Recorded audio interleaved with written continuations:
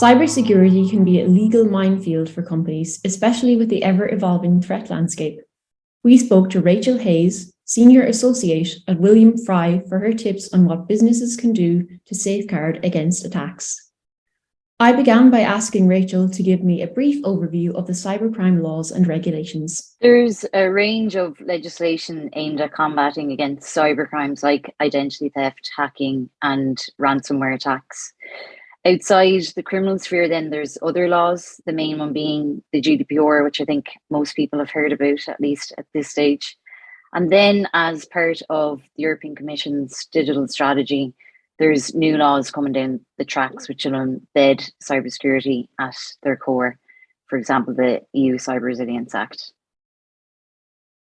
And do you think that these regulations are extensive enough, I suppose, for the evolving landscape, or is there more that needs to be done? The combination of existing laws like the GDPR and the new laws that will be introduced are all a step in the right direction, but there's always more that can be done because of the speed at which cyber threats evolve and the ever-increasing sophistication of cyber criminals. From an awareness point of view, more buy-in from boards and stakeholders is needed so that they understand that cybersecurity threats impact every business, not just big tech companies. So being ready for these risks by implementing security measures, policies, procedures, and training is a must.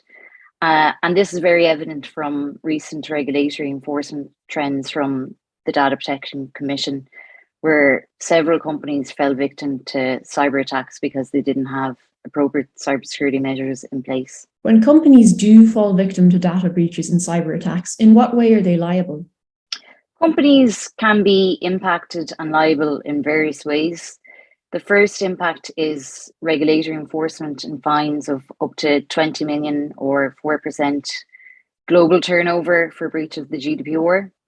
There could be legal action taken against a company, for example, by its customers for breach of contract or by individuals looking for compensation, which is very topical across European courts right now. Then there's the reputational impact. For example, severe cyber threats can lead to loss of customer trust, which can then lead to loss of business and really damage a company's brand and reputation. Lastly, then, in some cases, companies or its officers could be held criminally liable for the role it plays in a cyber attack. And what advice would you give to companies who are worried about cyber liability? Be proactive and reactive when it comes to cybersecurity. Make it a standing agenda item for your boards and stakeholders because cyber incidents are here to stay. Companies need to look at their cybersecurity measures because they have to be up to date and be tested.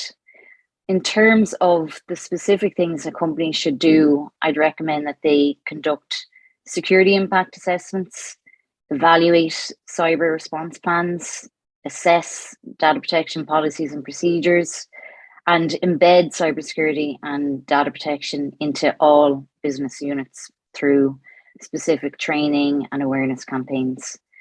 Finally, then, the DPC has made it, clear that it doesn't expect zero data protection breaches as a standard of compliance, but companies being accountable is essential.